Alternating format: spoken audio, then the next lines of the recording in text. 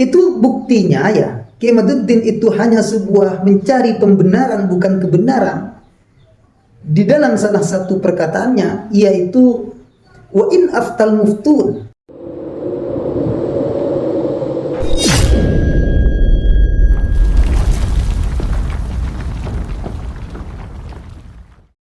Allah bahwa apa yang akan saya ucapkan ini hak benar. Allah. Kalau saya dusta, saya dilaknat oleh Allah, siap dilaknat. Allah. Oke? Jadi jangan tanya nanti mana orangnya, jangan. Bismillahirrahmanirrahim. Itu Pak Haji Rhoma Irama bersumpah, artinya menunjukkan bahwa apa yang disampaikan oleh beliau itu tanpa ada dusta. Itu namanya taukidnya.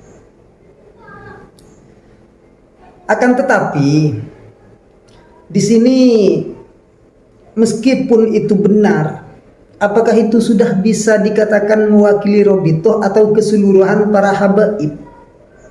Kalaupun ada satu habib ya yang menelpon Pak Haji Rhoma Irama, kan memang Pak Haji Rhoma Irama bilangnya oknum habib.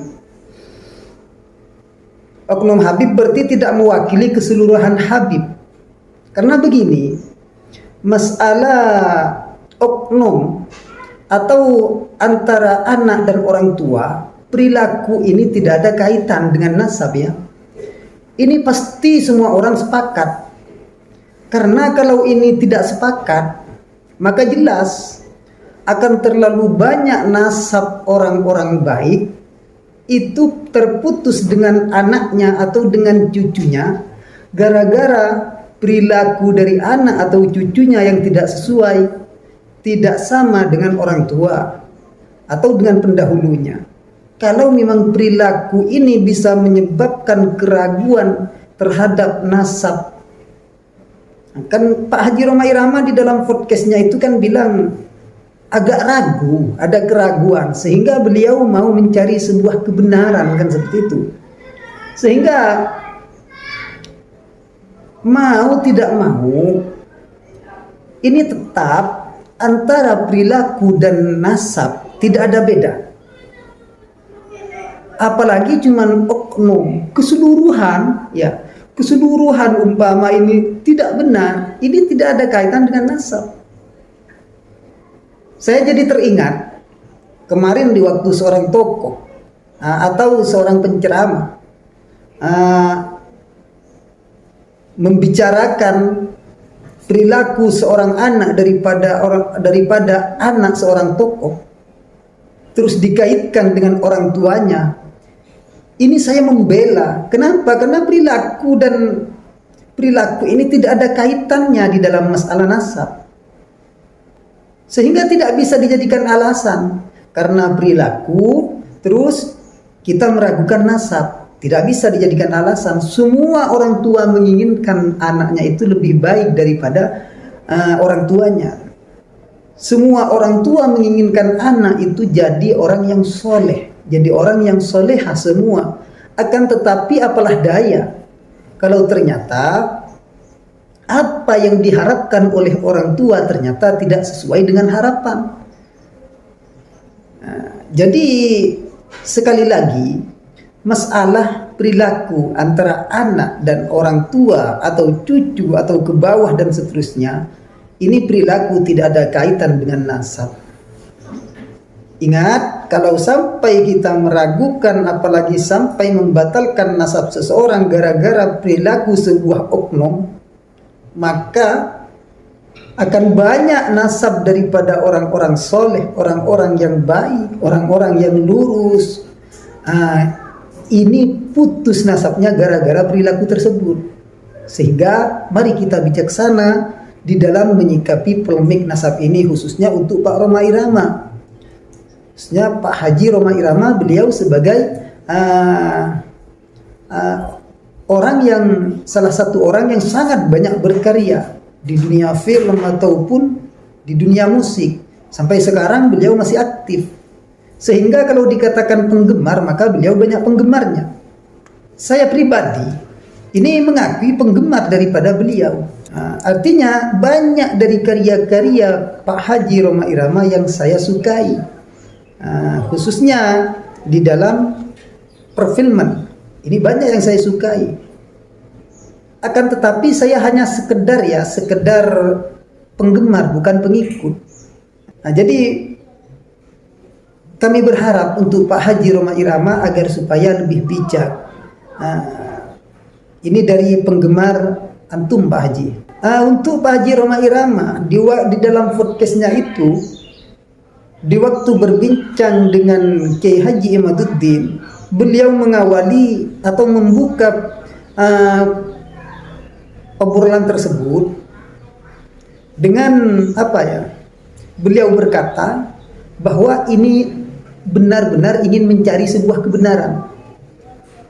Saya percaya itu Pak Haji Rhoma Irama ini di podcastnya mengundang Kiai Imaduddin, Dr. Sugeng dan selainnya, ini memang untuk mencari kebenaran.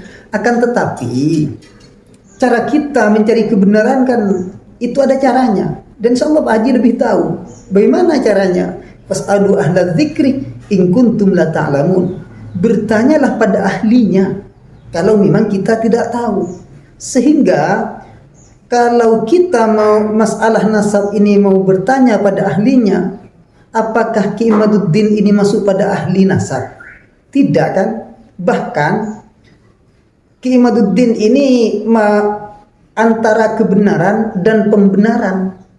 Jadi tidak ada kebenaran sama sekali, akan tetapi di sana pembenaran. Ini Ki Imaduddin. Itu buktinya ya, Ki Imaduddin itu hanya sebuah mencari pembenaran bukan kebenaran. Di dalam salah satu perkataannya yaitu wa in aftal muftun. Ini kan berangkat dari ego sudah.